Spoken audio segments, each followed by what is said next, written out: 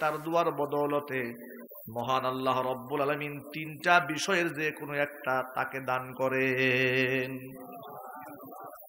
তিনটা বিষয়ের যে কোনো একটা দান করেন। তার মধ্যে এক নাম্বার, আল্লাহ পাক হয়তোবা বান্দা যেটা চেয়েছে তার মধ্যে যদি কল্যাণ থাকে তাহলে বান্দার চাওয়াটাকে আল্লাহ পাক তাৎক্ষণিকভাবে আল্লাহ পূর্ণ করে দেন। এক নাম্বার, সেটা যদি না হয় তাহলে এই যে বান্দার চাইলো এই সওয়াবটা বান্দার আমলনামার মধ্যে পুঞ্জীভূত আকারে আল্লাহ। লা ইলাহা ইল্লাল্লাহ মুহাম্মাদুর রাসূলুল্লাহ, লা ইলাহা ইল্লাল্লাহ মুহাম্মাদুর রাসূলুল্লাহ। মেগা চ্যানেল, সত্য ও শান্তির পথে। আসসালামু আলাইকুম ওয়া রাহমাতুল্লাহি ওয়া বারাকাতুহু।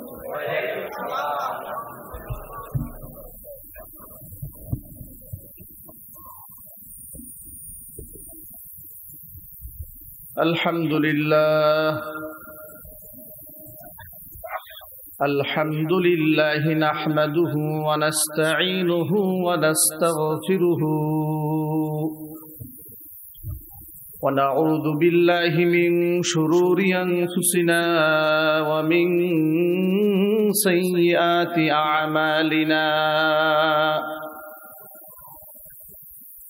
من يهده الله فلا مضل له ومن يضلله فلا هادي له، ونشهد أن لا إله إلا الله وحده لا شريك له،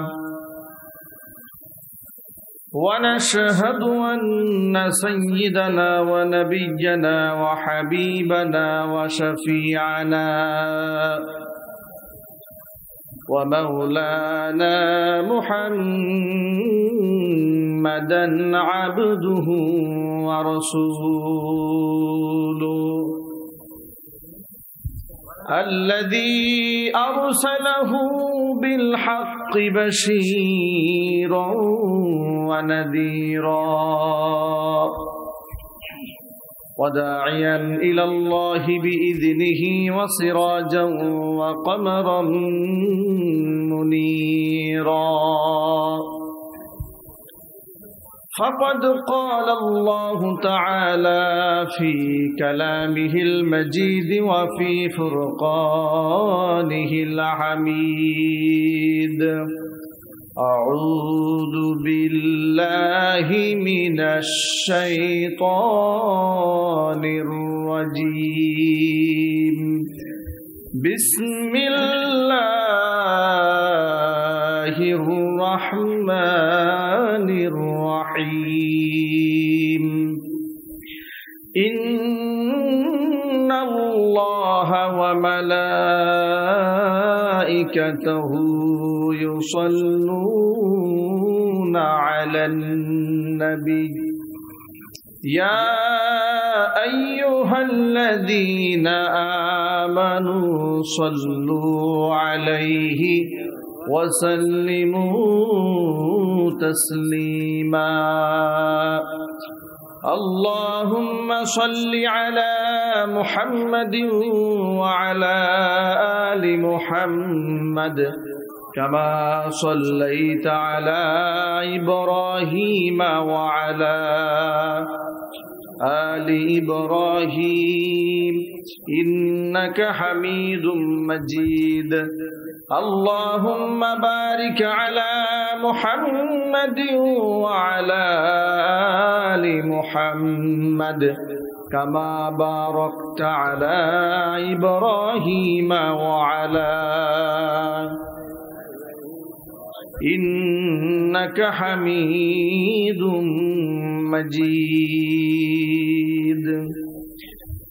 হাজারো ব্যথা বেদনার পরে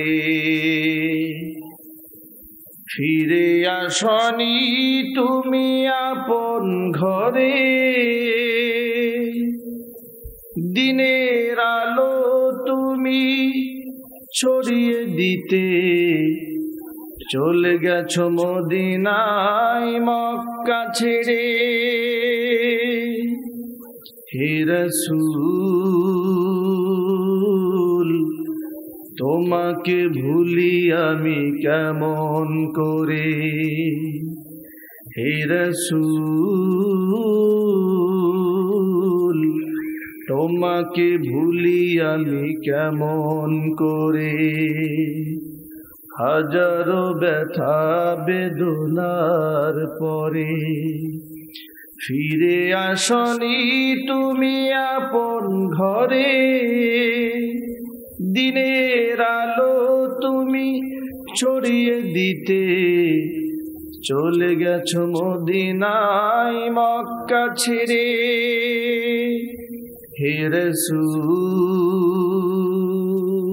রাসূল তোমাকে ভুলি আমি কেমন করে হে রাসূল তোমাকে ভুলি আমি কেমন করে খেয়ে না খেয়ে দিন প্রচারের কাজে নিজেকে দিয়েছ বিলিয়ে তায়েফের কাফেরেরা চিনল না এ আলো দুষ্ট ছেলেদের পিছু দিল লেলিয়ে খেয়ে না খেয়ে দিন প্রচারের কাজে নিজেকে দিয়েছ বিলিয়ে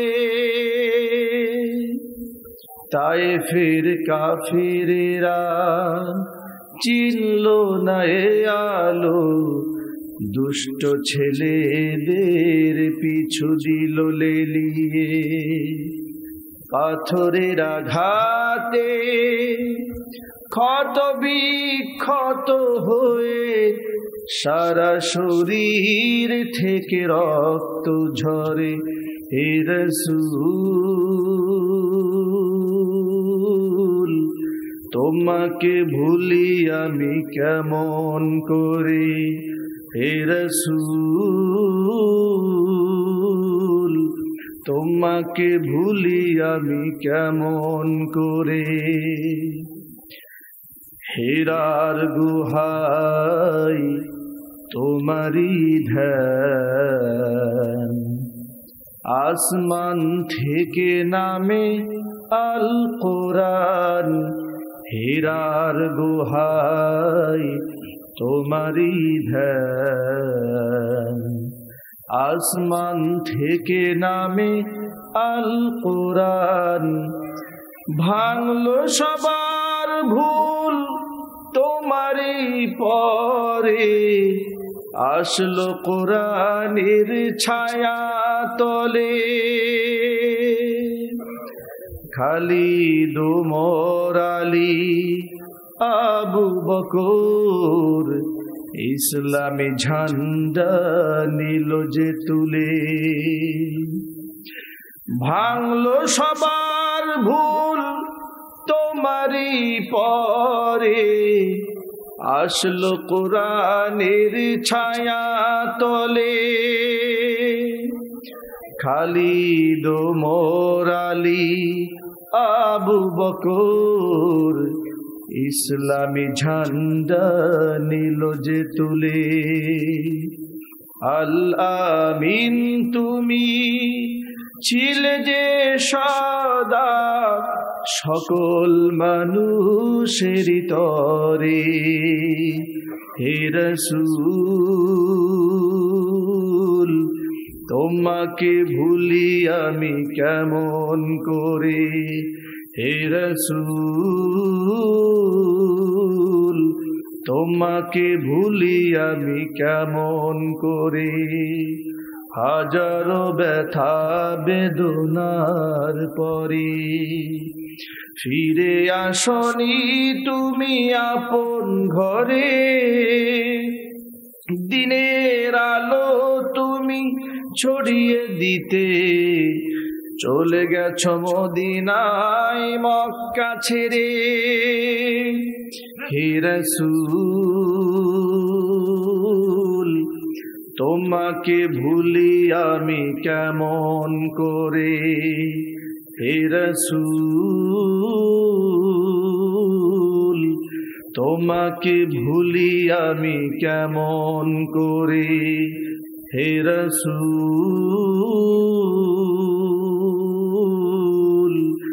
তোমাকে ভুলি আমি কেমন করে।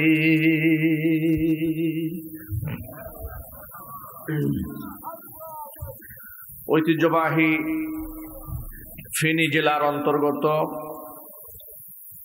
সোনাগাজী থানাধীন চর লক্ষ্মীগঞ্জ মরহুম হাফেজ শামসুল হক রহমতুল্লাহি আলাইহি নুরানি হাফিজিয়া মাদ্রাসা ও ইতিমখানার হাফেজ ছাত্রদের পাগড়ি প্রদান উপলক্ষে আয়োজিত ৮২তম 2 দিনব্যাপী তাফসীরুল কোরআন মাহফিলের আজকের এই সমাপনী দিবসের সমাপনী অধিবেশনের সম্মানিত সভাপতি সাহেব, আমন্ত্রিত হাজারাত উলামায়ে কেরাম, মুরব্বিয়ানে ইজম, অত্র এলাকা এবং পার্শ্ববর্তী এলাকার বিভিন্ন মসজিদ থেকে আগত মুহতারাম আইম্মায়ে মাসাজিদ ও খুতবায়ে মাসাজিদ মুকাররম উলামা, বিভিন্ন মাদ্রাসা, স্কুল, কলেজ, ইউনিভার্সিটি, শিক্ষাঙ্গন থেকে আগত মুকাররমা সাতিজা, সম্মানিত শিক্ষক মণ্ডলী, আমার সামনে উপবিষ্ট আমার অতি কাছের, অতি নিকটের, অতি মহব্বতের, হৃদয়ের গহীনে যাদের স্থান, মনের মণি কুঠায় যাদের জায়গা, হীরকখণ্ড সমতুল্য, চাঁদের সৌন্দর্যতাকেও হার মানিয়ে দেয়, তারুণ্যের উচ্ছ্বাস নিয়ে, যৌবনের উদ্দীপনা নিয়ে আগত, ইসলাম ও মুসলমানদের চরম দুর্দিনে সিপাহ সালারের দায়িত্বভার পালনকারী খালিদ বিন ওয়ালিদ রাদিয়াল্লাহু তাআলা আনহুর উত্তরসূরি গাজী সালাউদ্দিন আইয়ুবী জামালউদ্দিন আফগানি রাহিমাহুমাল্লাহর উত্তরসূরি তারেক বিন জিয়াদ মুহাম্মদ বিন কাসেম রাহিমাহুমাল্লাহর উত্তরসূরি সমবয়সী তরুণ এবং যুবক ভাইয়েরা, সেরে তাজ, মাথার মুকুট সমতুল্য শ্রদ্ধাভাজন মুরব্বী বাবারা, স্নেহের কচি কাচারা, তলেবুল ইলম ছাত্র ভাইয়েরা, পর্দার অন্তরালে অবস্থানরত মা খাদিজাতুল কুবরা রাদিয়াল্লাহু তাআলা আনহার উত্তরসূরি, মা আয়েশা সিদ্দিকা রাদিয়াল্লাহু তাআলা আনহার উত্তরসূরি, আমার দিনদার, ঈমানদার, পরহেজগার, মুত্তাকি মুসলিম মা এবং বোনেরা, মহান আল্লাহ রাব্বুল আলামিনের আলিশান দরবারে লাখো কোটি শুকরিয়া আদায় করছি, নত শিরে সুজুদ পেশ করছি, শ্রদ্ধায় সেজদাবনত হচ্ছি, শির নত করছি যে মহান মনিব এই অশান্তময় পৃথিবীর অশান্ত পরিবেশ থেকে, পাপ পঙ্কিলতায় পরিপূর্ণ, গুনাহে ভরপুর অন্ধকারাচ্ছন্ন সমাজে, ঘোর আধার থেকে, অমানিসা থেকে, জুলুমাত থেকে রহমতের হাত ছানি দিয়ে লাখো কোটি মুমিন মুসলমানের মধ্য থেকে আমার আপনার মতো অযোগ্য নালায়েক গুনাহগার বান্দাদেরকে নির্বাচন করে দুনিয়ার মাটিতে নবী করিম সাল্লাল্লাহু আলাইহি ওয়াসাল্লামের ভাষায় বেহেশতের বাগানের মধ্যে উলামায়ে কেরামের মাজলিসে, কোরআন হাদিসের মাহফিলে বা ওয়াক্ত বা আজমত বা মোহাব্বত শামিল হওয়ার তৌফিক দান করেছেন। এজন্য আপনারা খুশি না বেজার, কম না বেশি? হৃদয়ের সবটুকুন ভালোবাসা উজাড় করে আল্লাহ পাকের শেখানো ভাষায় শুকরিয়া আদায় করছি। জবান ছেড়ে দিয়ে সকলে এক যুগে বলছি আলহামদুলিল্লাহ। রব্বানা লাকাল হামদ হামদান কাসীরা তাইয়িবান মুবারাকান ফীহি। রব্বানা লাকাল হামদু কামা ইয়ানবাগি লিজালালি ওয়াজহিকা ওয়া আযীমি সুলতানিকা। মহান আল্লাহ রাব্বুল আলামিন যেন আজকের মাহফিলকে কবুল করেন। পোস্টারে লেখা আছে ৮২তম তাফসীরুল কোরআন মাহফিল। এর মানে হচ্ছে বিগত ৮৭ বছর ৮১ বছর একটানা এখানে তাফসীর হয়েছে। ৮২তম এটা কল্পনা করতে গেলেও তো অনেক কিছু। বিগত 81 বছর যারা এখানে বয়ান করেছেন, বয়ান শুনেছেন, দেশ স্বাধীন হয়েছে মাত্র 47 বছর। আর তাহলে দেখা যাচ্ছে এখানে মাহফিল হচ্ছে 82তম, মানে দেশ স্বাধীন হওয়ার আগে পাকিস্তান পিরিয়ডেরও আগে এই মাহফিল শুরু হয়েছে। অনেক ঐতিহ্যবাহী এবং পুরাতন এই মাহফিল। যারা এই স্টেজে বয়ান করেছেন, বয়ান শুনেছেন, তাদের অনেকেই এখন দুনিয়াতে নাই, দুনিয়া থেকে চলে গেছেন, ঠিক কিনা? যে সমস্ত হযরত উলামা ইকরাম এই স্টেজে এর আগে বয়ান করেছেন, বিগত বছরগুলোতে কথা বলেছেন, তাদের মধ্য থেকে যারা দুনিয়া থেকে চলে গেছেন, আল্লাহ সুবহানাহু ওয়া তাআলা জান্নাতুল ফিরদাউসের মেহমান হিসেবে কবুল করুন। আমিন। যারা বেঁচে আছেন আল্লাহ পাক তাদের হায়াতে তাইয়্যিবা নসিব করুন। আমিন। দুদিন ব্যাপী তাফসীরুল কোরআন মাহফিলে আমি আসার আগে যে সমস্ত হযরত ও উলামা ইকরাম বয়ান করেছেন, তাদের মুখনিসৃত বাণী আপনারা শুনেছেন। আল্লাহ পাক তাদের নেক হায়াত দারাজ করুন, তাদের খিদমতের ওয়াসাআতকে আল্লাহ পাক বৃদ্ধি করে দিন। আমিন। এবং আমলীয় গ্রহণীয় কথাগুলো মৃত্যু পর্যন্ত স্মরণ রেখে আল্লাহ পাক সকলকে আমল করার তৌফিক দান করুন। আমিন। প্রিয় ভাইয়েরা, এই যে আমার সামনে দেখতে পাচ্ছেন হাফেজ কোরআন, যাদের মাথায় আজকে পাগড়ি প্রদান করা হলো। পাগড়ি হচ্ছে একটা সম্মানের প্রতীক, এটা আর কিছু নয়। কিন্তু যে সম্মানকে কেন্দ্র করে তাদেরকে মাথায় পাগড়ি প্রদান করা হয়েছে, সেটা হচ্ছে 30 পারা কোরআন তারা মুখস্থ করেছে, হিফজ করেছে। এটা স্বাভাবিক বা সাধারণ কোনো বিষয় নয়। গভীরভাবে কেউ যদি চিন্তা ভাবনা করে, তাহলে সে বুঝতে পারবে এই পৃথিবীতে এর চেয়ে আশ্চর্যের আর কিছুই নেই, ঠিক কিনা? সর্বোপরি আমি আল্লাহর কাছে অন্তর থেকে তাদের জন্য এই দোয়া করি, আল্লাহ পাক যেন মৃত্যু পর্যন্ত কোরআনের এই সম্মান ধরে রাখার তৌফিক দান করেন। আমিন। আল্লাহ পাক এই মাদ্রাসাকে কিয়ামত পর্যন্ত কবুল করুন। আমিন। মাদ্রাসার যত হাজাত রয়েছে আল্লাহ পাক তার গায়বে খাজানা থেকে মিটিয়ে দিন। আমিন। হামিলুল কোরআন তারা। একটি হাদিসের মধ্যে এসেছে, আবু হুরায়রা রাদিয়াল্লাহু তাআলা আনহু হচ্ছেন হাদিসের রাবী। আল্লাহর নবী বলছেন, ইন্না লিল্লাহি আহলিনা মিনান নাস। রাসূল পাক সাল্লাল্লাহু আলাইহি ওয়াসাল্লাম বলেন, মানব মণ্ডলীর ভেতরে আল্লাহ পাকের পরিবারের সদস্য রয়েছে। সাহাবায়ে কেরাম অবাক হলেন, মানুষের মধ্যে আল্লাহর পরিবারের সদস্য তারা কারা? অবাক বিস্ময়ে সাহাবায়ে কেরাম প্রশ্ন করলেন, মান হুম ইয়া রাসূলুল্লাহ, নবীজি তারা কারা যারা মানব মণ্ডলীর ভিতরে আল্লাহ পাকের পরিবারের সদস্য, তারা কারা? আল্লাহর নবী জবাব দিলেন, হুম আহলুল কোরআন আহলুল্লাহি ওয়া খাসাতুহু। এরা হলো যারা এই কোরআন শরীফ পড়ে, কোরআন শরীফ তিলাওয়াত করে, কোরআন শরীফ হিফজ করে, কোরআন শরীফ মুখস্থ করে, কোরআন অনুযায়ী যারা আমল করে, যারা কোরআন ওয়ালা হয়ে যায়, তারাই এই জমিনের মধ্যে আল্লাহ রাব্বুল আলামিনের পরিবারের সদস্য হয়ে যায়। শুধু তাই নয়, আহলুল্লাহি ওয়া খাসাতুহু, এরা হলো আল্লাহ পাকের আহাল এবং আল্লাহ পাকের বিশিষ্ট জন তারা।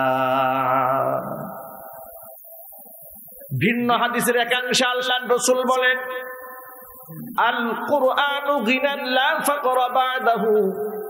কোরআন হচ্ছে সেই ধন ও সম্পদের নাম, লা ফাকরা বাদাহু, যা অর্জিত হওয়ার পরে দারিদ্রতা বলতে আর কিছুই থাকে না। এর মানে কোরআন যে পেয়েছে, রাসূলের ভাষায় রাসূল বলছেন লা ফাকরা বাদাহু, এর কোনো দারিদ্রতা নাই, এই পৃথিবীর সমস্ত ধন সম্পদ তার কাছে তুচ্ছ। সে কোরআন পেয়েছে। সে কি পেয়েছে জোরে বলুন? কোরআন পেয়েছে। ওয়ালা গিনান দুনাহু, নজিব নবীজি বলেন, আল্লাহ রাসূল সাল্লাল্লাহু আলাইহি ওয়াসাল্লাম বলেন, ওয়ালা গিনান দুনাহু, কোরআন হচ্ছে সেই সম্পদ, লা গিনান দুনাহু, এই কোরআন ছাড়া কোন ব্যক্তি কোনদিন ধনী হতে পারে না। এই হাদিস দ্বারা প্রমাণিত হয়েছে এই সমস্ত মাসুম ছেলেরা 30 পারা কোরআন মুখস্থ করে এই পৃথিবীর শ্রেষ্ঠ ধনীতে তারা পরিণত হয়েছে। আল্লাহু আকবার বলেন। এটা কি আমার ওপিনিয়ন? এটা কি আমার মূল্যায়ন? এটা বিশ্বনবী মুহাম্মদ রাসূলুল্লাহ সাল্লাল্লাহু আলাইহি ওয়াসাল্লামের মূল্যায়ন, যে কোরআন যে পেয়েছে পৃথিবীর সবচেয়ে দামি সম্পদ তারা পেয়েছে। আল্লাহ পাক যেন আমার এই হাফেজ কোরআনদেরকে এটা উপলব্ধি করার তৌফিক দান করেন। অনেক সময় দেখা যায় ছেলেরা মাদ্রাসায় যখন পড়ে, আর গরিবের ছেলেরা, মধ্যবিত্তদের ছেলে মেয়েরা সাধারণত হাফেজ কোরআন হয়, আলেম হয়। শিল্পপতি, কোটিপতি, রাজা, বাদশা, এমপি, মন্ত্রী, প্রধানমন্ত্রী, তাদের ছেলেরা, তাদের মেয়েরা সাধারণত কোরআন মুখস্থ করবে দূরের কথা, বিসমিল্লাহ বলতে গেলেও দাঁত সব ভেঙে পড়ে যাওয়ার অবস্থা হয়ে যায়। কথা বলুন ঠিক কিনা? সাধারণত গরিবের সন্তানরা কোরআন শরীফ মুখস্থ করে, ধনীরা এখান থেকে বঞ্চিত হয়। কারণ কি?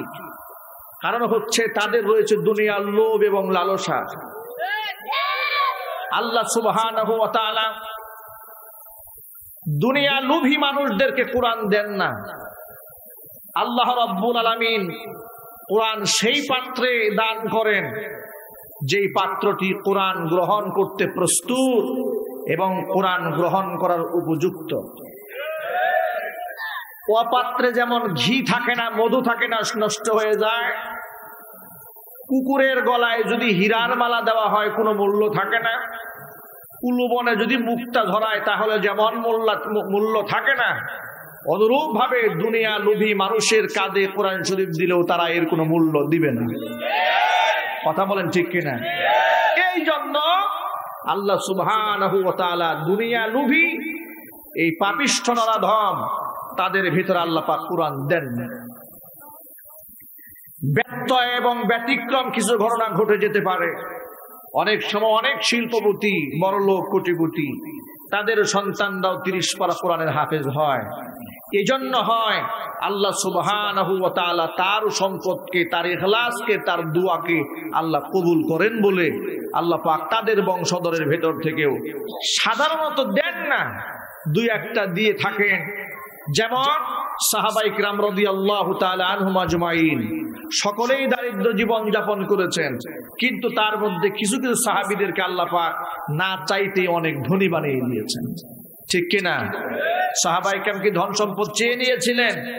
যদি বলুন না চেয়ে নিয়েছিলেন? না, চেয়ে নেন, কিন্তু আল্লাহ পাক তাদেরকে ধনী বানিয়ে দিয়েছেন। তারা ডান হস্তে, বাম হস্তে, মুক্ত হস্তে তারা খরচ করতেন। এত টাকা তারা আল্লাহ রাস্তায় ব্যয় করেছেন, তাদের সম্পদ কমেনি। আল্লাহ পাক তাদেরকে কবুল করে নিয়েছিলেন। জোরে বলুন সুবহানাল্লাহ। আমার প্রিয় যুবক ভাইয়েরা, মা বোনেরা, কোরআন হচ্ছে সেই সম্পদের নাম। কোরআন নামক দৌলত যদি কারো অর্জিত হয়ে যায় তাহলে তাম পৃথিবী তাদের কাছে তুচ্ছ হয়ে যাবে। রাসূল পাক সাল্লাল্লাহু আলাইহি ওয়াসাল্লামকে আল্লাহ কোরআন দেওয়ার পরে নবীজিকে বলেন, পবিত্র কোরআন মাজিদের সূরা তাহা 131 নম্বর আয়াতে আল্লাহ বলেন, ওয়ালা তামুদ্দান্না আইনাইকা ইলা মা মাত্তা'না বিহি আজওয়াজান মিনহুম জাহরাতাল হায়াতিদ দুনিয়া লিনাফতিনাহুম ফি ওয়া রিজকু রাব্বিকা খায়রুন। তাকে হেফাজত করো, আল্লাহ তোমাকে হেফাজত করবে। ইহফাজিল্লাহ তাজিদহু তুজাহাকা, তুমি আল্লাহকে হেফাজত করো, আল্লাহ সুবহানাহু ওয়া তাআলাকে তোমার সামনাসামনি পাবে। আল্লাহকে হেফাজত করার মানে হচ্ছে আল্লাহর বিধিবিধানের হেফাজত করা। আল্লাহকে সাহায্য করার মানে হচ্ছে গরিব অসহায়দেরকে সাহায্য করা। আল্লাহকে খাওয়ানো মানে হচ্ছে গরিবদেরকে খাওয়ানো। আল্লাহকে পান করাবার মানে হচ্ছে গরিব অসহায়দেরকে পান করানো। কিয়ামতের মাঠে আল্লাহ রাব্বুল আলামিন বলবেন, বান্দারা আমি ক্ষুধার্ত ছিলাম, তুমি আমাকে খাবার খাওয়াওনি। বান্দা বলবে, কি করে তোমারে খাবার খাওয়াবো, তুমি তো রব্বুল আলামিন। আল্লাহ পাক জবাব দিলেন, জবাব দিয়ে বলবেন, জমিনে আমার অনেক ক্ষুধার্ত বান্দা ছিল, ওই ক্ষুধার্ত বান্দাকে তুমি যদি আহার দিতে তাহলে তার ভিতরে তুমি আমি আল্লাহকে পেয়ে যেতে। আল্লাহ পাক বলবেন, বান্দারা জমিনের মধ্যে আমি তৃষ্ণার্ত ছিলাম, তুমি আমাকে পানি পান করাওনি। বান্দা বলবে, রব্বুল আলামিন কি করে তোমাকে পানি পান করাবো, তুমি তো রব্বুল আলামিন। আল্লাহ পাক বলবেন, জমিনে আমার তৃষ্ণার্ত বান্দা বান্দি ছিল, তারা তোমার কাছে পানি চেয়েছিল, তুমি পানি দাওনি। তুমি যদি আমার তৃষ্ণার্ত বান্দা বান্দিকে পানি পান করাতে, আমি আল্লাহ রব্বুল আলামিনকে পানি পান করানোর নামান্তর হয়ে যেত। আল্লাহ বলবে, বান্দারা আমি অসুস্থ হয়েছিলাম, তুমি আমাকে সুস্থ করনি, তুমি আমাকে দেখতে আসনি। বান্দা বলবে, রব্বুল আলামিন তুমি অসুস্থ হও না, তুমি তো রব্বুল আলামিন।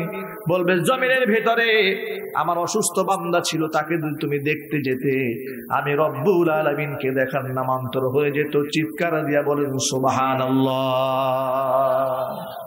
আমার ভাইয়েরা, এই জন্য প্রত্যেকটা মানুষের একটা কথা মনে রাখতে হবে, সেটা হলো আল্লাহ সুবহানাহু ওয়া তাআলাকে হেফাজত করা মানে হচ্ছে গরিব অসহায় মানুষদেরকে হেফাজত করা, আল্লাহর দ্বীনের হেফাজত করা, আল্লাহর কোরআনের হেফাজত করা, আল্লাহ পাকের বিধানের হেফাজত করা।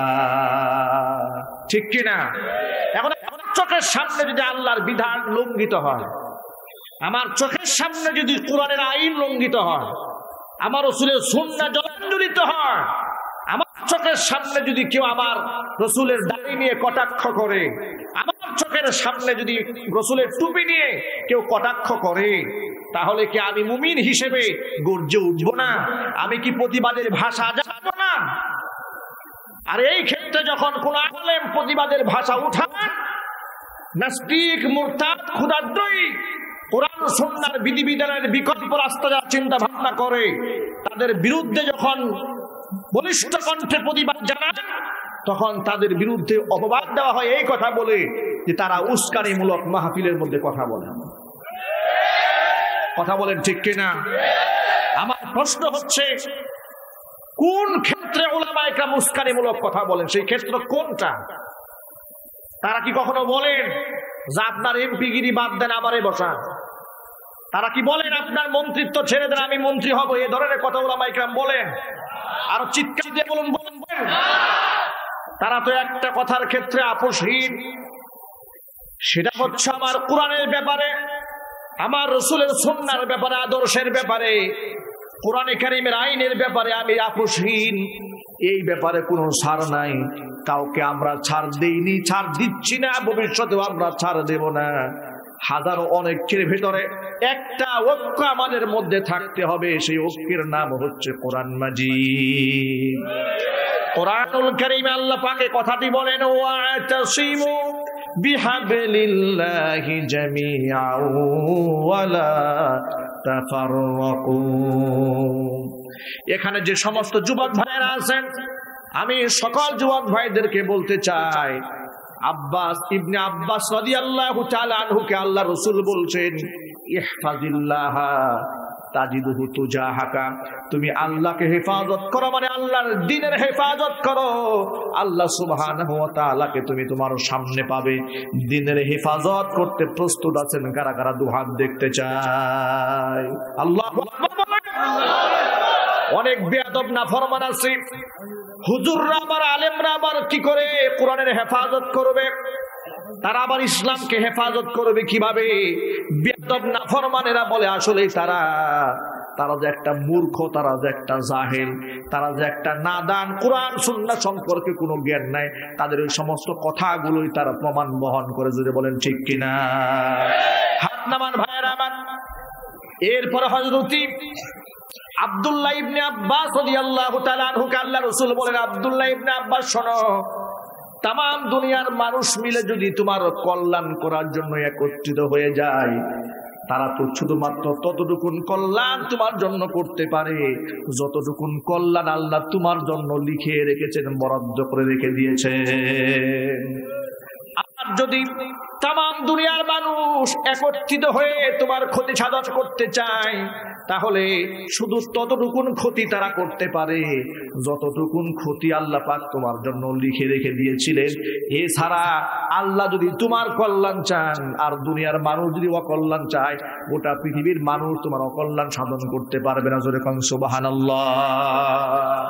আল্লাহ যদি কল্যাণ চান, পৃথিবীর কেউ অকল্যাণ চাইতে পারে না, চাইতে পারে। ও যুবক ভাইয়েরা আমার, মা বোনেরা, এই জন্য আল্লাহর কাছে সাহায্য চাইতে হবে।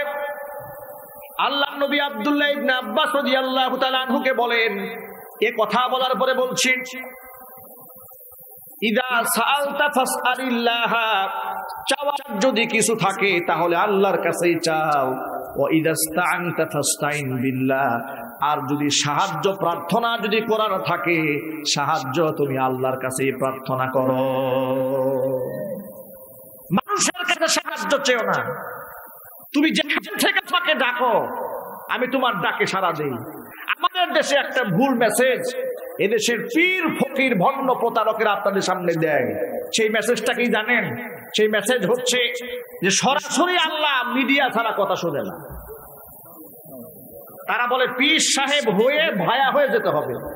ওরা একটা উদাহরণ দেয়, মনে করেন প্রধানমন্ত্রী, তার কাছে কি আর সরাসরি যাওয়া যায়? সাধারণ মানুষেরা বলে না, অবশ্যই যাওয়া যায় না। যে প্রধানমন্ত্রীর কাছে যেতে হলে কি লাগবে? তার পিএস এর কাছে যেতে হবে, একজন এমপি দ্বারস্থ হতে হবে, মন্ত্রী দ্বারস্থ হতে হবে, পিএস এর পারমিশন লাগবে। এই ধাপগুলো অতিক্রম করে প্রধানমন্ত্রীর সাথে কথা বলা যাবে। সাধারণ একটা প্রধানমন্ত্রীর সাথে কথা বলতে গিয়ে এতগুলো ধাপ যদি অতিক্রম করতে হয়, আর তুমি আল্লাহর সাথে কথা বলবা, সরাসরি ঢুকবা, এটা সম্ভব না। তোমাকে মিডিয়া লাগবে, তোমার কথা শোনাতে গেলে মাঝখানে তোমার মিডিয়া লাগবে। সেই মিডিয়া হচ্ছে পীর বুজুর্গ। এটা একটা শিরকি আকীদা, এটা বিভ্রান্তমূলক আকীদা, একটা বাজে কথা, একটা মিথ্যা কথা। কথা বলেন ঠিক কিনা? এটা সরাসরি কোরআন শরীফের আয়াতের বিরুদ্ধাচরণ। আল্লাহর নবী হাদিস বলতে গিয়ে বলেন, আদ-দুআ হুয়াল ইবাদাহ, দোয়া হচ্ছে ইবাদত। এ কথা বলার পরে কোরআন শরীফের একটা আয়াত নবী তিলাওয়াত করলেন, ওয়াকালা রাব্বুকুম উদউনি আস্তাজিব লাকুম ইন্নাল্লাযীনা ইস্তাকবিরুনা আন ইবাদাতি সায়াদখুলুনা জাহান্নামা দাখিরিন। তোমাদের রব আল্লাহ বলেন, উদউনি আস্তাজিব লাকুম, আমাকে ডাকো, আমি ডাকে জবাব দেব। সুবহানাল্লাহ বলতে ইচ্ছে করলো না? কোথায় লেখা আছে? চিৎকার দিয়ে বল না, কোথায় লেখা আছে? নাকি চটি বইয়ে লেখা আছে? আহা, আল্লাহ পাক বলেন উদউনি আস্তাজিব লাকুম, আমাকে ডাকো, আমি ডাকে সাড়া দেব। এরপর আল্লাহ নিজেই বলেন, ইন্নাল্লাযীনা ইস্তাকবিরুনা আন ইবাদাতি, আমার ইবাদত থেকে যারা অহংকার বশত মুখ ফিরায় নেয়, মানে আমাকে ডাক দেওয়া থেকে, দোয়া করা থেকে যারা মুখটাকে ফিরায় নেয়, সায়াদখুলুনা জাহান্নামা দাখিরিন, অচিরেই তারা অপমানিত হয়ে, লাঞ্ছিত হয়ে জাহান্নামের আগুনে প্রবেশ করবে। ভাইরা আমার, আয়াত প্রমাণ করে যে সরাসরি আল্লাহ ডাক শুনতে পান, কোরআন মাজিদের সূরা বাকারার ভিন্ন আয়াতের মধ্যে আল্লাহ সুবহানাহু ওয়া তাআলা রাসূলকে বলেন, ওয়া ইযা সাআলাকা ইবাদি আন্নী ফাইন্নী করিব উজিবু দাওয়াতাদ দাঈ ইযা দাআন।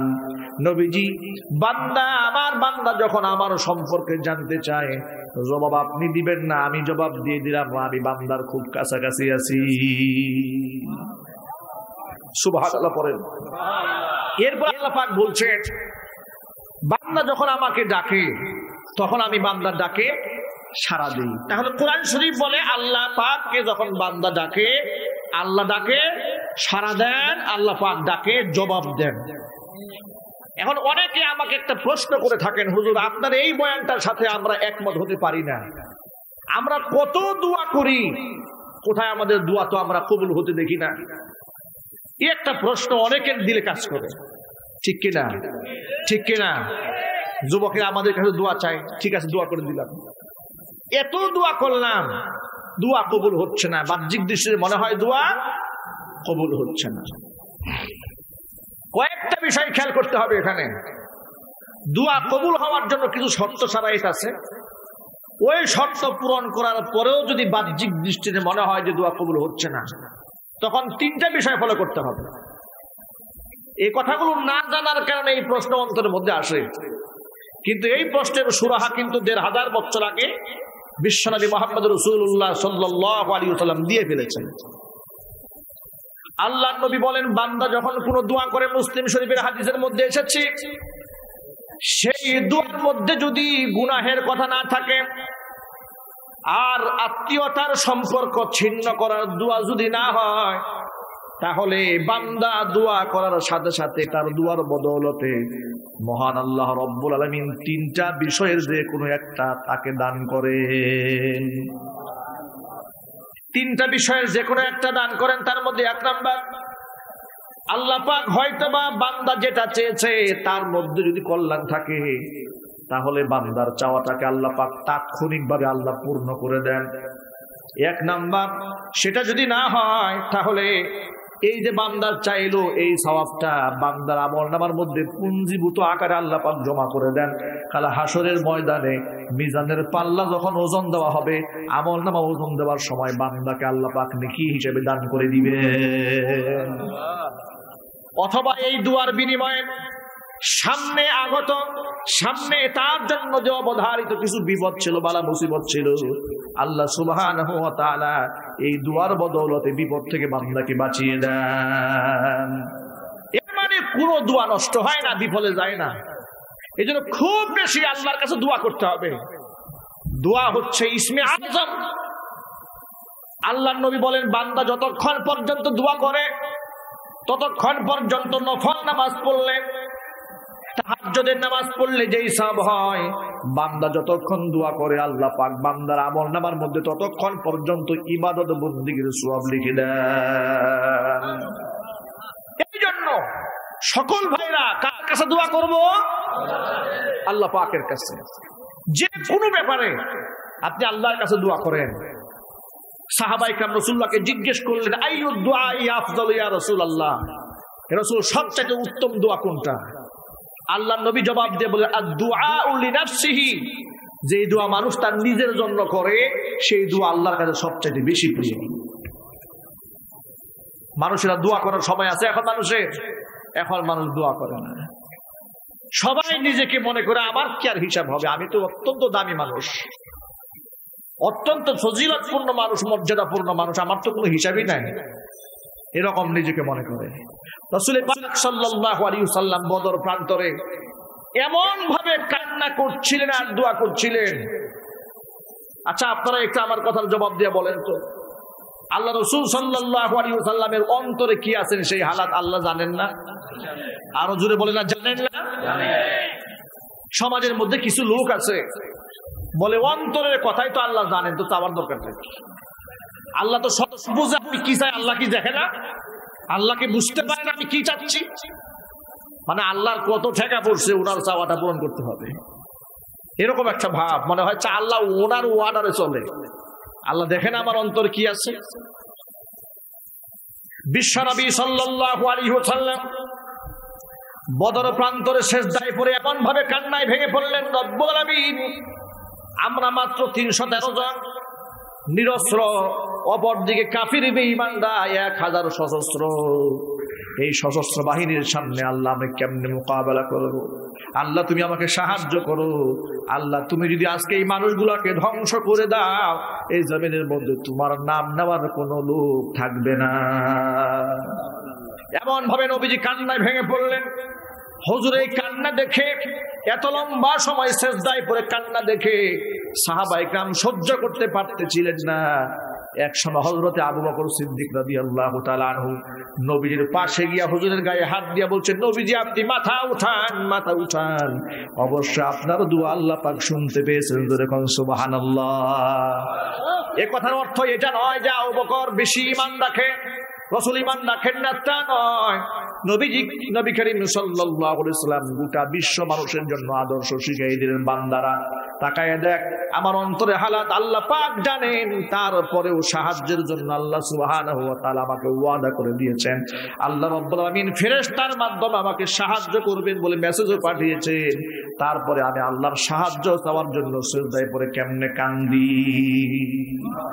ও যুবক ভাইরা আমার, আমরা তো দোয়া ছেড়ে দিয়েছি। ফরজ নামাজের পরে দোয়া কবুল হওয়ার সময় আপনি কয়দিন আছে আল্লাহর কাছে কেঁদেছেন, দোয়া চেয়েছে? আপনি কতবার কেঁদেছেন নিজের গুনাহের কথা স্মরণ করে? কতবার আপনি তওবা করেছেন বিগত জীবনের অন্যায়ের কথা স্মরণ করে? হালাল রুজি রোজগারের মধ্যে ভেজাল ঢুকে গেছে, হারাম ঢুকে গেল, আপনি কয়দিন আল্লাহর কাছে তওবা করেছেন? আপনি কি জানেন তওবা যদি না করে মরে যান, কবিরা গুনাহ তওবা ছাড়া মাফ হয় না। কত আমল নামার মধ্যে কত গুনাহ আছে, শিরক আছে, বেদাত আছে, কুফর আছে, জানতে অজান্তে হাজারো গুনাহ আছে। যত বেশি তওবা করবেন আল্লাহ তত বেশি খুশি হয়ে যান। আপনি জানেন না, আল্লাহ নবী বলেন, হাদিসে কুদসির মধ্যে এসেছে, বান্দা যখন একবার আমার কাছে চায় আমি বান্দাকে দেই, আবার যখন চায় আমি বান্দাকে দেই, আবার যখন চাই বান্দাকে দেই। চতুর্থবার চাই বান্দার প্রতি আমি খুশি হই। পঞ্চমবার যখন বান্দা চায় আমি শুধু খুশি হই না, আমি ফেরেশতাদের মাঝে ওই বান্দার প্রশংসা করি, বলি বান্দা তাকায় দেখ, ফেরেশতারা জমিনের মধ্যে আমার বান্দা আমাকে 5 বার ডাক দিয়েছে, বান্দা আমাকে 5 বার ডাক দিয়েছে। আমার ওই বান্দার নামটা আমার নিকটবর্তী মাহবুব বান্দাদের তালিকায় নামটা উঠাইয়া দে। এই জন্য আল্লাহ নবী বলেন, যে ব্যক্তি আল্লাহকে ডাকে আল্লাহ খুশি হয়, আর যে ব্যক্তি আল্লাহকে ডাকে না আল্লাহ পাক ওই বান্দার প্রতি নারাজ হয়ে যায়। এই জন্য ভাইরা, সবার যেহেতু কম বেশি গুনাহ আছে, আলেম হোক আর জাহেল হোক, যেই হোক না কেন, কম বেশি গুনাহ আছে। বান্দা যদি রোগ হয়, বালাই হয়, নারাজ হবেন না, ধরে নিবেন আল্লাহ সুবহানাহু ওয়া তাআলা রোগ ব্যাধির মাধ্যমে জিন্দেগীর গুনার খাতাগুলো মাফ করে দিচ্ছে। হাদিস শরীফের মধ্যে আল্লাহ নবী বলেন, বান্দার যখন কোনো রোগ হয়ে যায়, ওই বান্দাকে যখন আল্লাহ সুবহানাহু ওয়া তাআলা সুস্থ করে দেন, তাকে গুনাহ থেকে মুক্ত করে দেন। আর যদি তাকে সুস্থ না হয়ে ওই রোগের মধ্যে বান্দা কিংবা বান্দি মারা যায়, আল্লাহ সুবহানাহু ওয়া তাআলা বান্দাকে ক্ষমা করে দেন। আল্লাহু আকবার বলেন। এই জন্য রোগ ব্যাধি আসলে এই কথা মোটেও চিন্তা করবেন না যে আল্লাহ আমি এত নামাজ কালাম পড়ি, এত দান সদকা করি, এই মাদ্রাসায় দান করি, মসজিদে দান করি, তারপর আমার বিপদেই ছাড়ে না। এই প্রশ্ন করার কোনো সুযোগ নেই। কারণ হচ্ছে আসাদুল বালাই আল আম্বিয়া, এই জমিনের মধ্যে সবচাইতে বেশি কঠিন কষ্ট সহ্য করেছেন নবীগণ। সুম্মাল আমসাল ফাল আমসাল, এরপরে নবীদের সাথে আমলের দিক থেকে সাদৃশ্যতা যত বেশি যারা অবলম্বন করেছেন, তারা তত বেশি কষ্ট জমিনের মধ্যে করেছেন। কারণ আল্লাহ নবী বলেন, হুফাতিল জান্নাতু বিল মাকারিহি, জান্নাতটাকে আল্লাহ রাব্বুল আলামিন দুঃখ এবং কষ্টের চাদর দিয়ে ঢেকে রেখেছেন। ওয়াহুফাতিন নারু বিশ-শাহাওয়াত, জাহান্নামটাকে আল্লাহ রাব্বুল আলামিন শাহওয়াত দিয়া, লুভ দিয়া, লালসা দিয়া, ইশক দিয়া, আয়েশ দিয়া ঢেকে রেখেছেন। জমিনের মধ্যে যে যত বেশি উপভোগ করবে তত বেশি জাহান্নামের রাস্তা তার জন্য সুগম হবে। জোরে বলেন নাউজুবিল্লাহ। সাহাবায়ে কেরাম রাদিয়াল্লাহু তাআলা আনহুম আজমাইন আমাদের জন্য ঈমানের নমুনা, ঈমানের মডেল। যদি কখনো তাদের কাছে দুনিয়া এসেছে, তারা ভয় পেয়ে গেছে, কেন আমাদের কাছে দুনিয়া আসলো। আল্লাহর নবীর একজন সাহাবীর নাম ছিল সাঈদ ইবনে আমির আল জুমাহি রাদিয়াল্লাহু তাআলা আনহু। কুয়াইফা অঞ্চলের গভর্নর হযরত উমর ফারুক রাদিয়াল্লাহু তাআলা আনহু তাকে বানিয়ে দিয়েছিলেন। 1 বছর খেলাফতের দায়িত্ব পালন করার পরে গোয়েন্দা তদন্তে তার কাছে রিপোর্ট আসলো, খোঁজ খবর নিয়ে আসা 1 বছর আগে সাঈদ ইবনে আমির আল জুমাহিকে গভর্নর বানিয়েছিলাম, দায়িত্ব ঠিক মতো পালন করলো কিনা, নাকি জনগণের সম্পদ সব লুটে পুটে খেয়ে কুটিপুটে হয়েছে, খবর নিয়ে আসো। আল্লাহু আকবার বলেন। ভাইয়েরা আমার, মুসলমান ভাইয়েরা, মা বোনেরা, ইতিহাস থেকে শিক্ষা গ্রহণ করেন। সাঈদ ইবনে আমির আল জুমাহি রাদিয়াল্লাহু তাআলা আনহু কুয়াইফা অঞ্চলে 1 বছর শাসনভার পরিচালনা করার পরে গোয়েন্দা নজরদারিতে পুরো এলাকার মধ্যে গোয়েন্দা রিপোর্ট নিয়ে আসা হলো হযরত ওমরের কাছে। ওমর ফারুক রাদিয়াল্লাহু তাআলা আনহুর কাছে একটা লিস্ট ধরায় দেওয়া হলো, এই যে নেন, গোটা অঞ্চলের গরিব মানুষের তালিকা দিলাম আপনার কাছে। হযরত ওমর ফারুক রাদিয়াল্লাহু তাআলা আনহু তালিকাগুলো পড়ছিলেন, তার মধ্যে একটা নাম দেখতে পেলেন। গোটা এলাকার ভেতরে, গোটা রাজ্যের ভিতরে সবচাইতে গরিব মানুষ যারা, তাদের মধ্যে একটা নাম দেখা যাচ্ছে, সাঈদ ইবনে আমির আল জুমাহি। হযরত ওমর ফারুক জিজ্ঞেস করলেন, এটা কোন সাঈদ, এটা কোন সাঈদ? তখন গোয়েন্দা পুলিশ বলে, আমিরুল মুমিনিন 1 বছর আগে যেই সাঈদ ইবনে আমির আল জুমাহিকে মদিনাতুল মুনাওয়ারা থেকে খেলাফতের দায়িত্ব দিয়ে কুয়াইফা অঞ্চলে পাঠিয়ে দিয়েছিলেন, তার চাইতে গরিব মানুষ গোটা কুয়াইফা অঞ্চলে কেউ নাই। আল্লাহু আকবার। আজকাল তো ক্ষমতায় যাওয়াটাকে মানুষ সোনার হরিণ মনে করে। আমার অবাক লাগে ওই মুসলমানের জন্য, ক্ষমতার লোভ মানুষের মধ্যে এত বেশি, মানুষ হত্যা করতেও দ্বিধা করে না, মানুষ খুন খারাপি করতেও দ্বিধা করে না। জোরে বলেন ঠিক কিনা? আল্লাহর নবীদের 1000 বছর আগে বলেছেন, ইন্নাকুম সাতুহরাসুনাল ইমারা, তোমরা তো নেতৃত্বের লোভ তোমাদের মধ্যে আসবে, কিন্তু ওয়াসাতাকুনু নাদামাতান ইয়াউমাল কিয়ামা, কিয়ামতের দিন এই নেতৃত্ব তোমাদের জন্য আফসোসের কারণ হয়ে দাঁড়াবে। কথা বলেন ঠিক কি না? মানুষের মধ্যে লোভ ঢুকেছে, মাল ইজ্জত আবরু কোনো মূল্যায়ন থাকে না মানুষের কাছে। কারণ লোভ হচ্ছে সেই মারাত্মক গুনাহের নাম, চোখের সামনে সেই আবরণের নাম, যে আবরণ চোখের সামনে পড়ে গেলে কোনো অন্যায় কার অন্যায় মনে হয় না। কথা বলেন না ঠিক কিনা? এটা হচ্ছে লোভ, লালসা, মানুষকে শেষ করে দেয়। এই মারাত্মক অন্তরের ব্যাধিটা ধ্বংস করে দেয় মানুষকে, লালসা। ও যুবক ভাইয়েরা আমার, আমি তো মুসলমান, আপনি তো মুসলমান। আমার বিশ্বাস আর ডোনাল্ড ট্রাম্পের বিশ্বাস তো এক নয়, আমার বিশ্বাস আর ভারতের নরেন্দ্র মোদীর বিশ্বাস তো এক নয়। ওরা বিশ্বাস করে মরে যাবে, আগুন দিয়ে জ্বালাই পুরায় শেষ করে দিবে, স্বর্গে চলে যাবে, এতটুকু বিশ্বাস ওদের। আমাদের বিশ্বাস হলো না, চোখটা বন্ধ হয়ে গেল, আমার কবরের মধ্যে শোয়াই দিবে, আমার সোয়াল জোয়াল শুরু হয়ে যাবে। কথা বলেন ঠিক কিনা? কিয়ামতের মাঠে আমাকে উঠাবে আল্লাহ রাব্বুল আলামিন, আমার আমল নামা আমার হাতের মধ্যে উঠায় দিবি। আমাকে আল্লাহ পাক বলবেন, ইকরা কিতাবাকা কাফা বিনাফসিকাল ইয়াউমা আলাইকা হাসিবা। ওরে বান্দা, নিজের আমল নামা নিজে পড়, দেখ কি লেখা আছে এখানে। ফাঁকি দেওয়ার কোনো সুযোগ নাই। আজ থেকে 47 বছর আগের কথা, দেশ স্বাধীন হয়েছে। পরবর্তীতে বঙ্গবন্ধু শেখ মুজিবুর রহমাতুল্লাহি আলাইহি, আল্লাহ পাক তাকে মাফ করে দেন। জুড়ে বলেন আমিন, সকলে জুড়ে বলেন আমিন। একটা ভাষণ দিয়েছিলেন এত বছর আগে, দেশ রক্ত যখন দিয়েছি, রক্ত আরো দিব, দেশকে মুক্ত করে ছাড়বো। আরো জুড়ে বলেন ইনশাআল্লাহ। এখান থেকে একটা কথা আপনাকে মনে রাখতে হবে, আজকে দেশের মধ্যে নাস্তিক্যবাদী একটা চক্র আছে, যারা বলে আমরা সর্বধর্মকে সমান বানায় ফেলবো। তারা ইসলাম ধর্মটাকে জলাঞ্জলি দিয়া শিরিক এবং বেদাতকে প্রাধান্য দিতে চায়, চেতনা বানাতে চায়। আমি বলি আমাদের সোনার বাংলাদেশ স্বাধীন হয়েছে আল্লাহর উপর বিশ্বাস নিয়ে, জোরে কোন ঠিক কিনা? ইনশাআল্লাহ আল্লাহর উপর বিশ্বাস নিয়ে। তাওহীদ ছিল দেশের স্বাধীনতার মূল পুঁজি।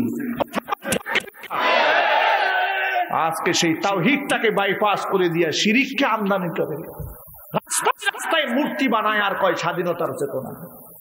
কথা বলেন না কেন? মূর্তি বানানো কি স্বাধীনতার চেতনা? রাস্তায় রাস্তায় পূজা মণ্ডপ সবাই দেওয়ার নাম কি স্বাধীনতার চেতনা? দাড়ি টুপি এগুলা নিয়ে নাটক বানাবার নাম কি স্বাধীনতার চেতনা? টুপিকে গালি করে বলে তাকে অবজ্ঞা করে উপহাস করে স্বাধীনতার বিপক্ষে এবং টুপিকে যারা দাঁড় করাতে চাচ্ছে বুঝতে পারে স্বাধীনতার শত্রু শত্রু ঠিক কিনা?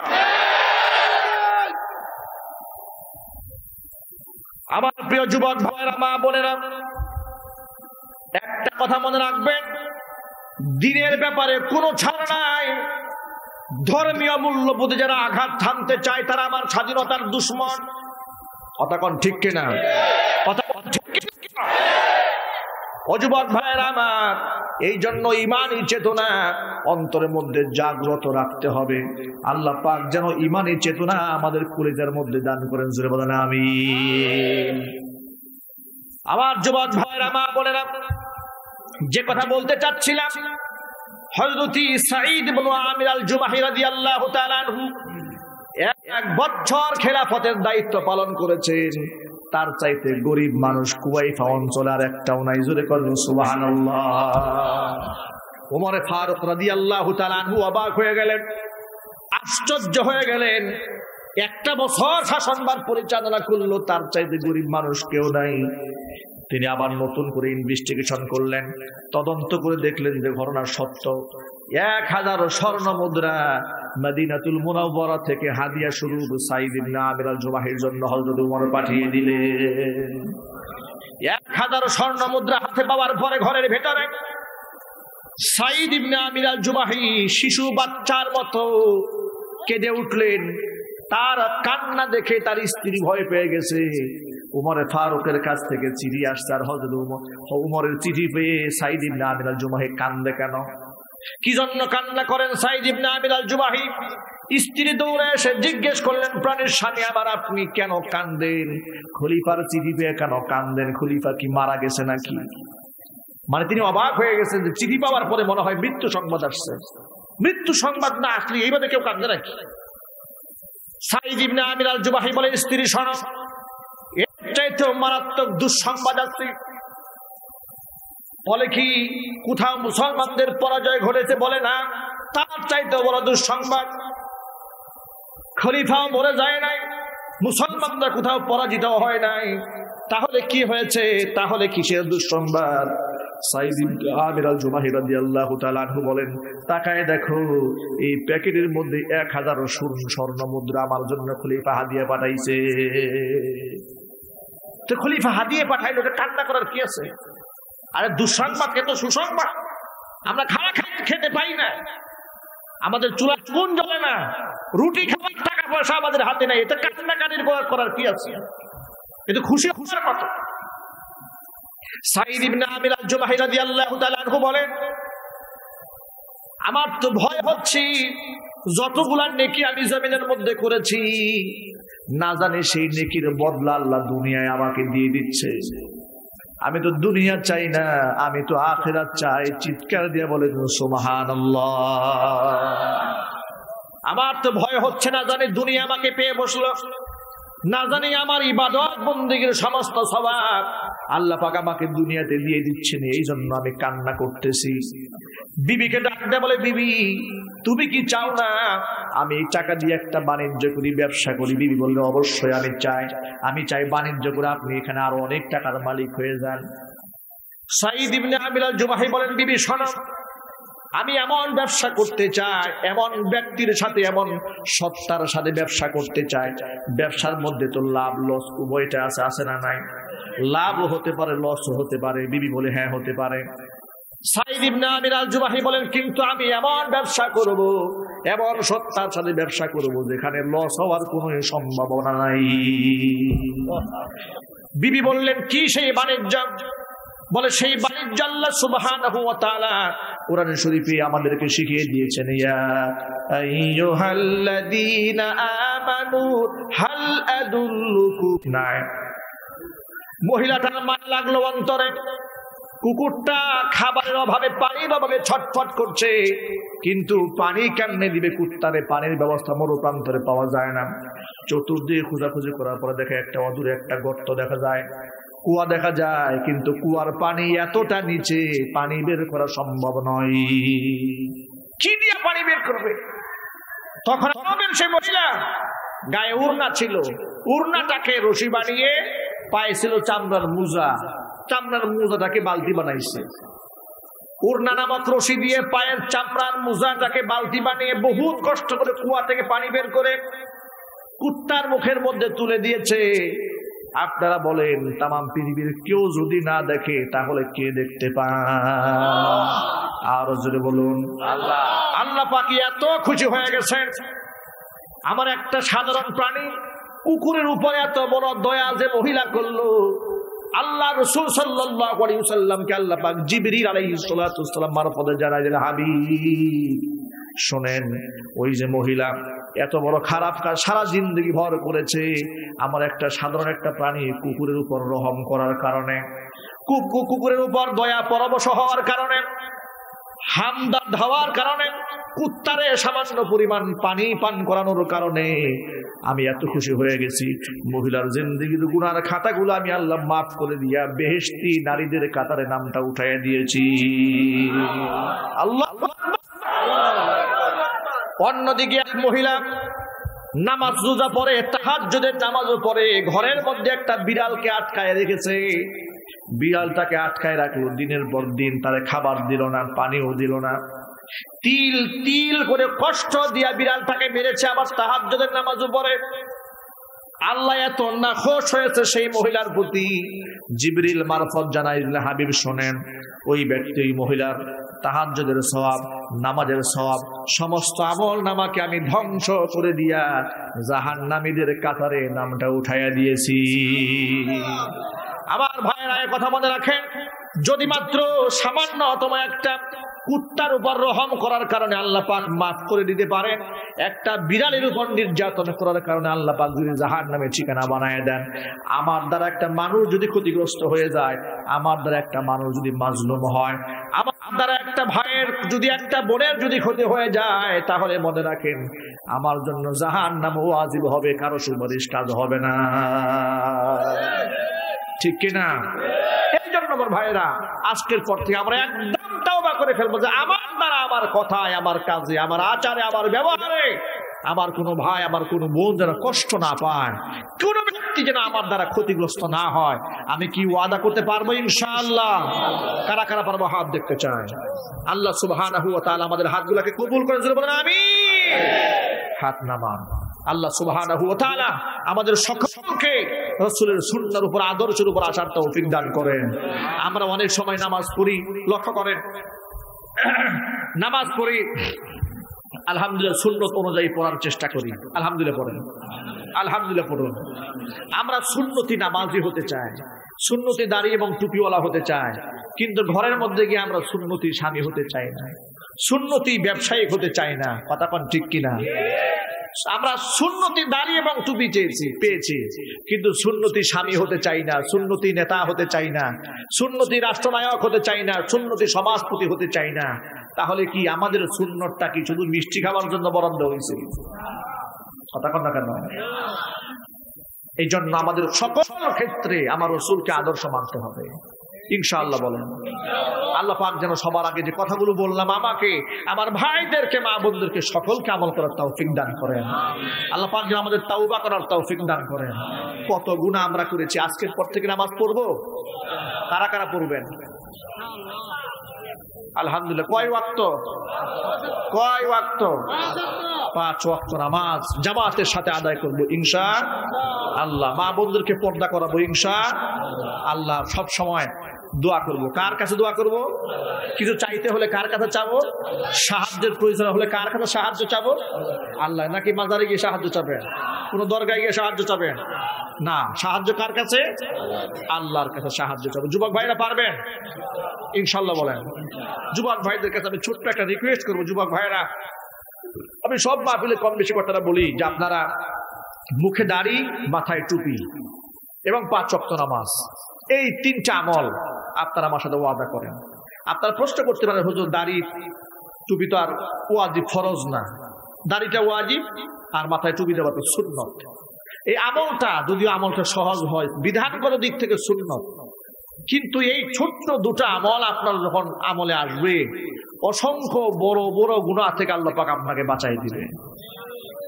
যেমন আপনার মুখে দাড়ি থাকলে, মাথায় টুপি থাকলে আপনি পারবেন রাস্তাঘাটে যেখানে সেখানে দাঁড়িয়ে পেশাব করতে? জোরে বলুন।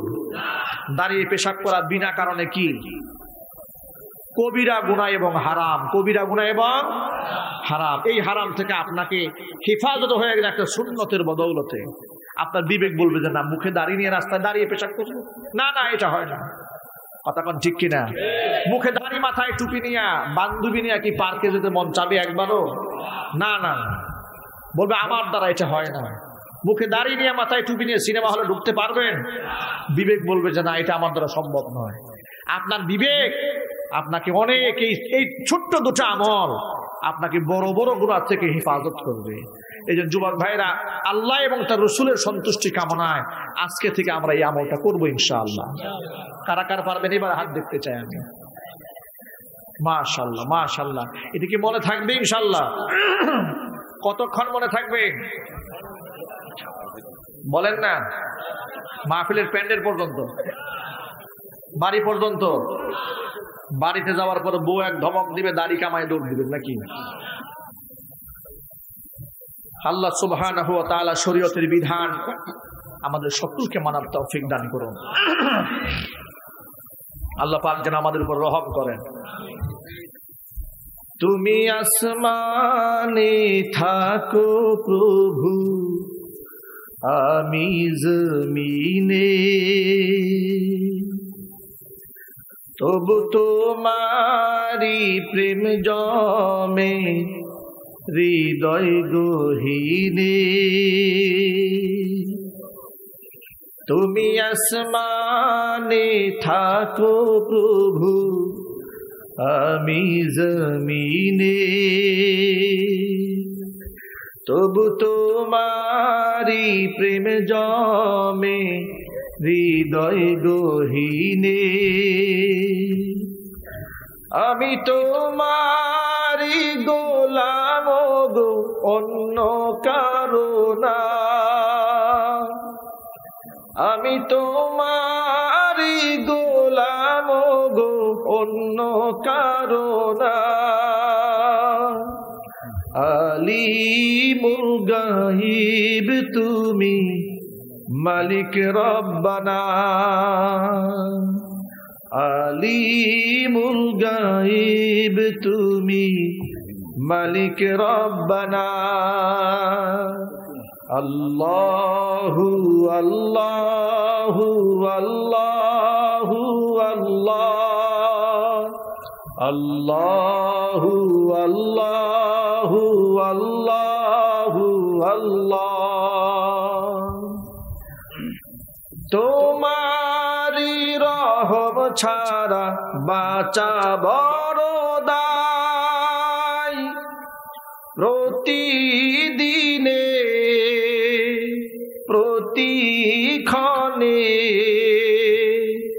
জড়িয়ে রাখো গো আমায়। তোমারি রহম ছাড়া বাঁচা বড় দায়। প্রতিদিনে প্রতিক্ষণে জড়িয়ে রাখো গো আমায়।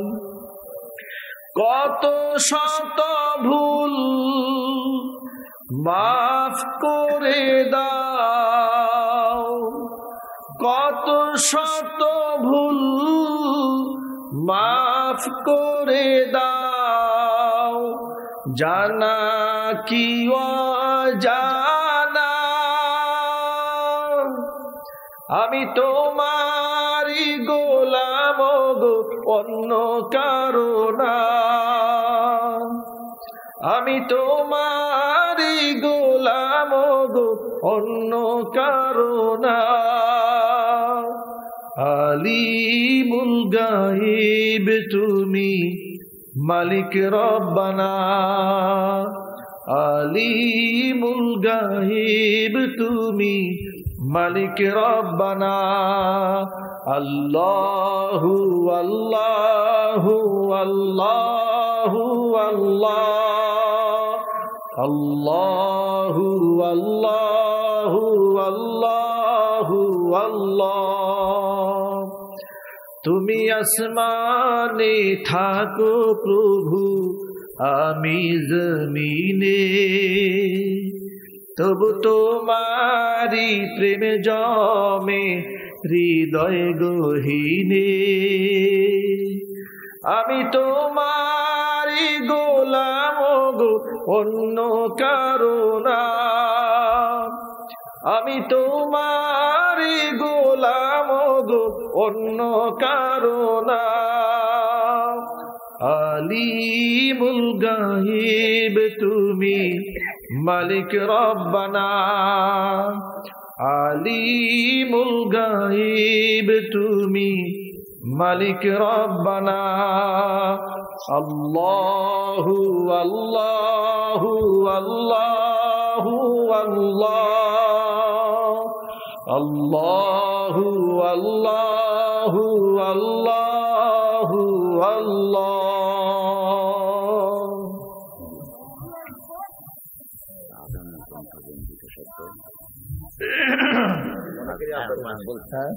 ইউটিউব থেকে শুনছে তো অনেকেরই আপনার আদানের আচ্ছা আচ্ছা। على محمد وعلى آل محمد كما باركت على إبراهيم وعلى آل إبراهيم إنك حميد مجيد اللهم آمين ربنا ظلمنا أنفسنا وإن لم تغفر لنا وترحمنا لنكونن من الخاسرين ربنا لا تزغ قلوبنا بعد إذ هديتنا وهب لنا من لدنك رحمة إنك أنت الوهاب ربنا آتنا ما وعدتنا على رسلك ولا تخزنا يوم القيامة إنك لا تخلف الميعاد আল্লাহ তাআলা মাবুদ রহমতের নজর দিয়ে তাকায় দেখো অর্ধ রজনী হয়ে গেল কোরআন সুন্নাহ থেকে আলোচনা করে তোমার শাহী দরবারে तमाम जिंदगीर गुनार खाता माथाय निये हाथ तुले धरेছি मेहरबानी करे आलोचनार भूल बियादबी क्षमा करे सवाबेर हादियाटुकु कबुल करे मंजूर करे सोनार मदिनाय नबी पाकेर रौजा मुबारके पौঁছিয়ে दाओ तमाम पृथिवीर माटिर नीचे যত মুমিন মুমিনাত